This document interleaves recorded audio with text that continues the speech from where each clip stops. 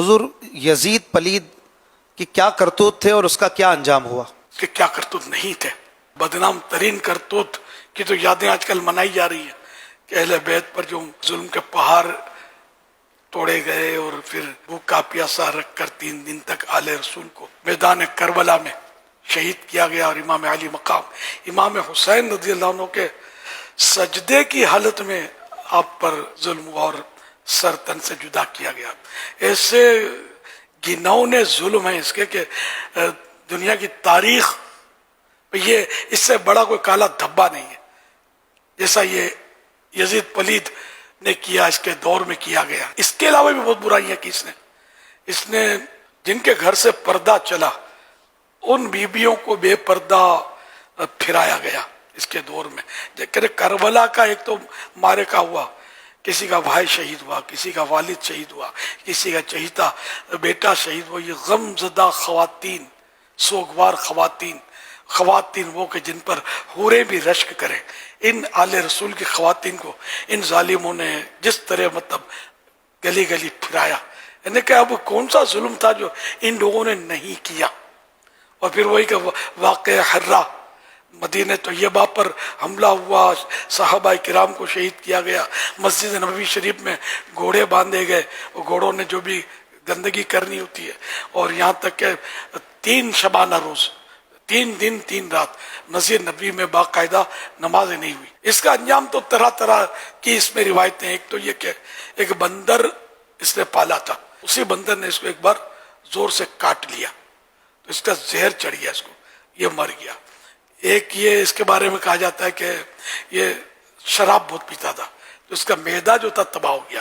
شراب سے معدہ digestive system جو ہے یہ ڈسٹرب ہو جاتا ہے، معدہ خراب ہو جاتا ہے۔ اس کا معدہ اس حد تک خراب ہوا کہ دست پھرتا مارا گیا، لوز موشن کرتا رہا وہ، اور اسی میں اس کا دم نکل گیا۔ اور ایک یہ بھی واقعہ اس کے بارے میں بیان کیا جاتا ہے کہ ایک رومی نسل، ایک روم کی کسی عورت سے اس کو عشق ہو گیا۔ ایک بار اس رومی عورت نے اس کو کہا کہ تم اکیلے فلاں جگہ جنگل میں پہنچو، ہمس کے جنگل میں، وہاں پہنچو، اکیلے آنا، تو پھر اپنے رنگ رلیاں منائیں گے، خوب شرابیں پیئیں گے۔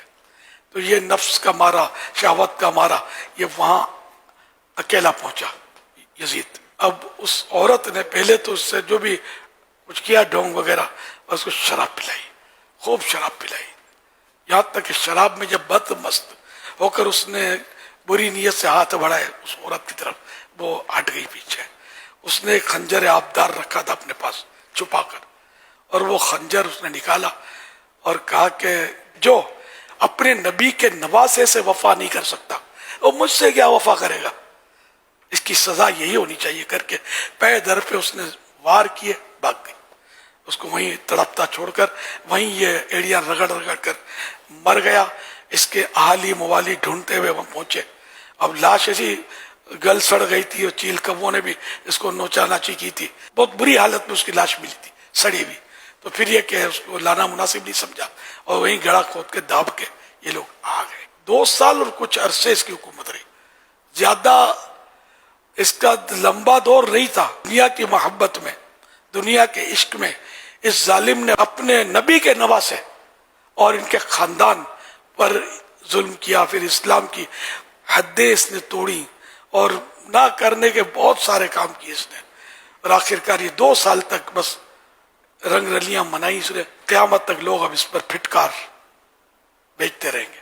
اللہ پاک ہم سب کو دنیا کی محبت سے اور دنیا سے محبت کرنے والے ان ظالموں سے دور رکھے، اور یزید پلید اور ان کے ہمنواؤں سے ہم کو بچائے، اور اللہ پاک آل رسول کی محبت، امام حسین کی محبت، شہدائے کربلا، اسیران کربلا کی محبت میں ہمیں زندہ رکھے، انہی کی محبت پر ہمارا دم ملے۔